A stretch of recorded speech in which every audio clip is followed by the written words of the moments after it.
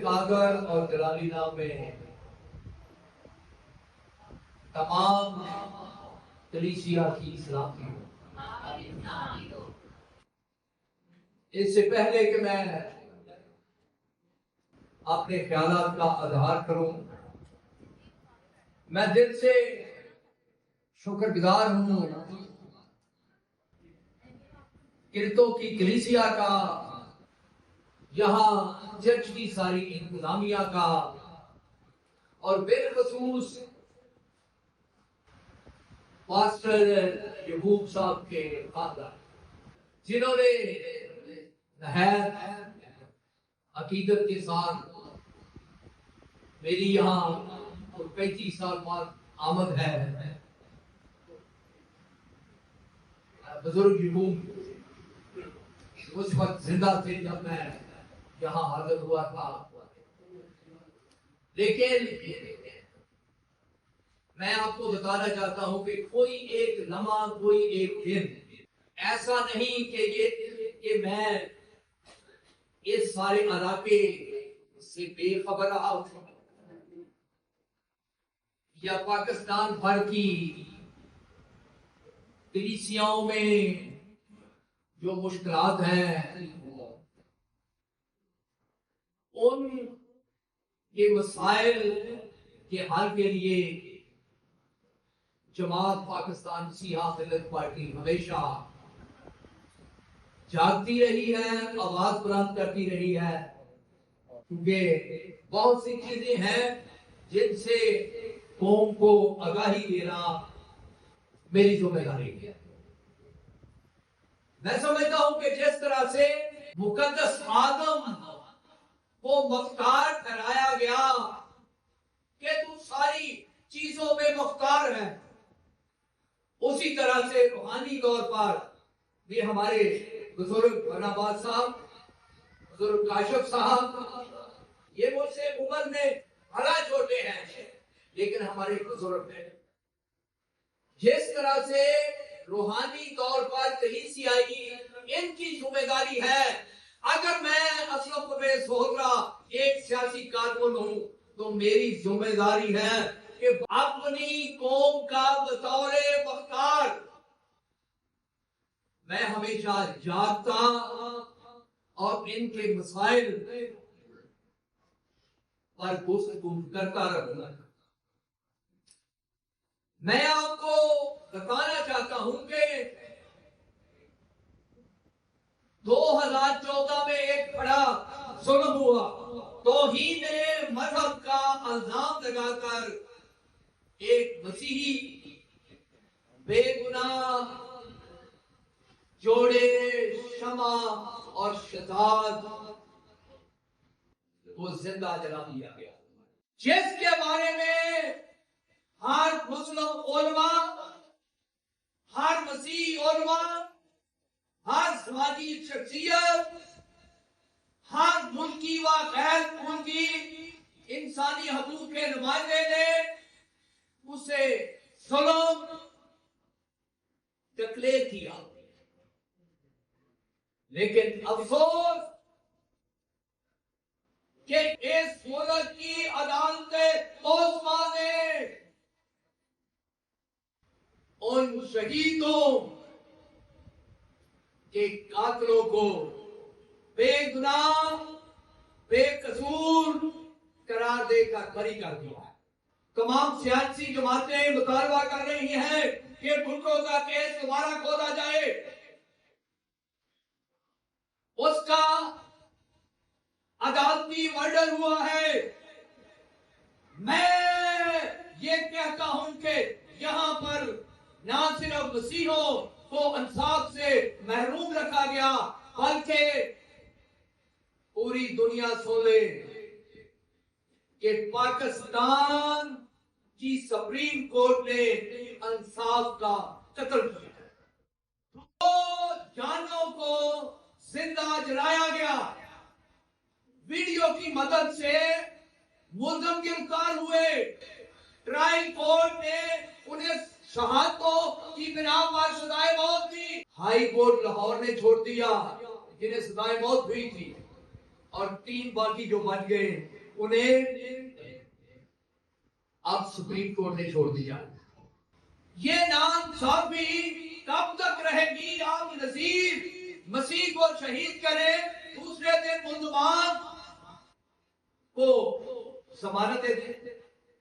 آپ ہمارے چرچز جو ہیں انہیں جلائیں، ہمارے گھروں کو لوٹیں، اور پھر کسی ملزم کو 5 دن کی سزا نہ ملے. میں شمع اور شکار کا جب قتل ہوا، جب انہیں شہید کیا گیا، تو میں وہ شخص ہوں جس کی موجودگی میں حکومت نے چاہا کہ چوری چوری رات کو اسے دفن کر دیا جائے تاکہ بات جو ہے وہ آگے نہ بڑھے. لیکن آپ پارٹی نے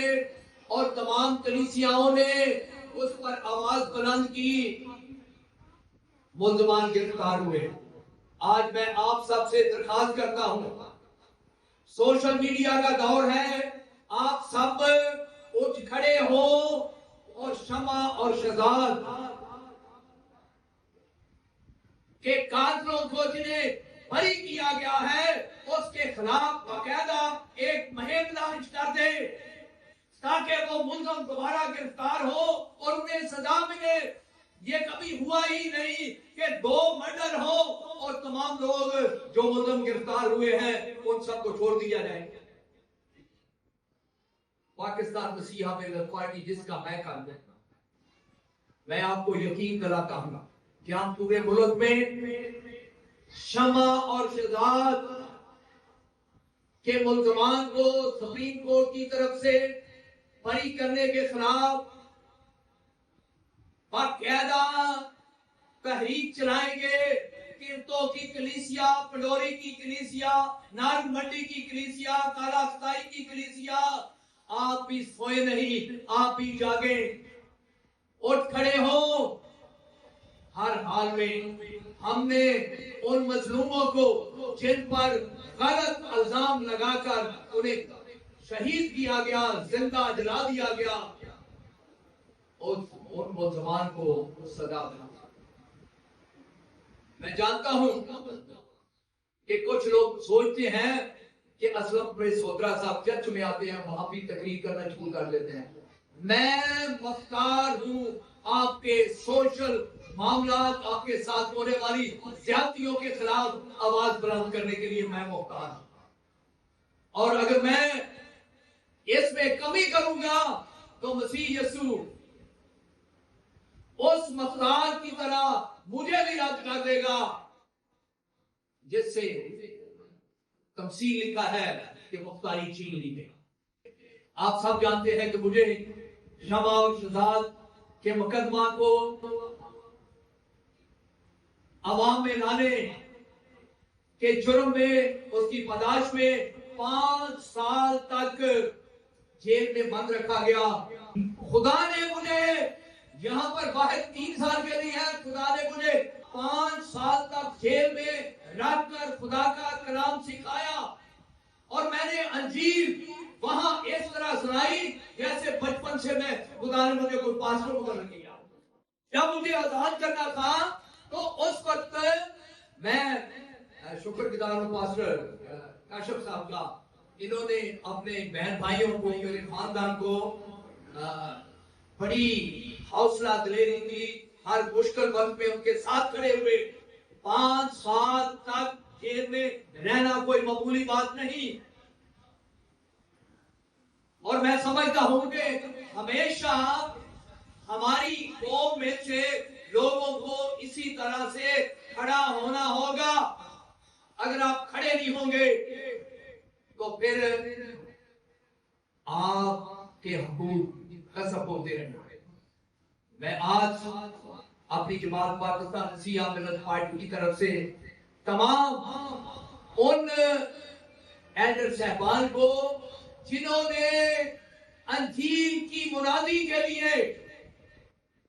اپنی زندگیاں وقف کی ہے، انہیں مبارکباد پیش کرتا ہوں اور دعا گو ہوں کہ جو توڑا آج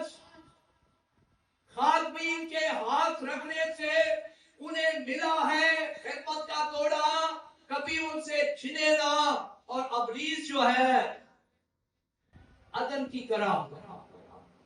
جس طرح وہاں پر اس نے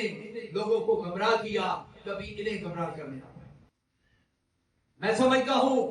کہ کلیسیائی خدمت یہ ہے کہ ہم ہر معاملے میں دوسرے کی تکلیف جو ہے اس کا احساس کریں، ہم دوسرے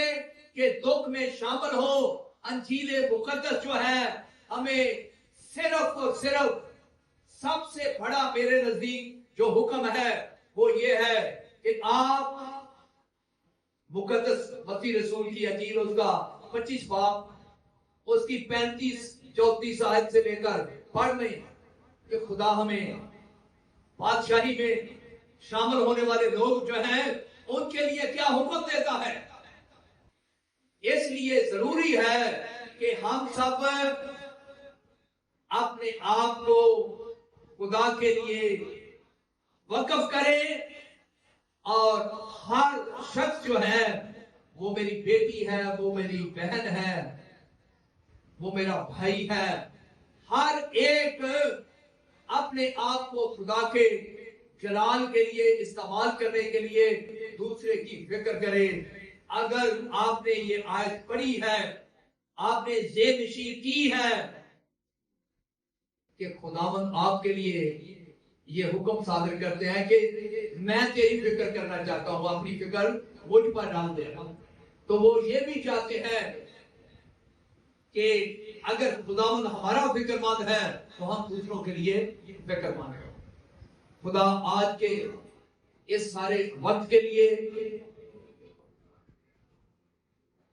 آپ سب کو، آپ کے خاندانوں کو بڑی برکت دے۔ میں دل سے پھر شکر گزار ہوں پاسٹر کاشم صاحب کا، ان کی ساری کلیسیا کا، جنہوں نے یہاں پر مجھے مدعو کیا۔ میں دل سے آپ کا شکر گزار ہوں۔ خدا آپ سب کا حامی اور مددگار ہو۔